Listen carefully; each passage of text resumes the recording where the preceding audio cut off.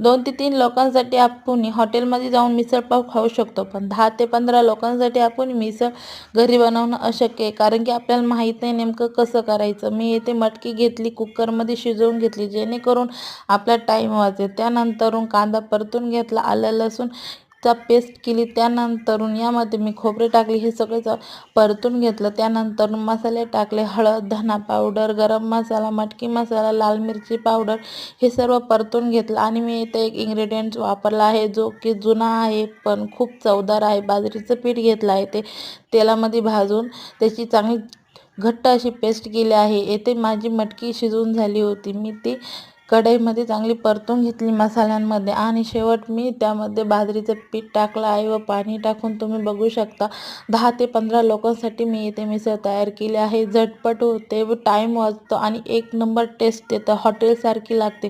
तुम्ही बघू शकता.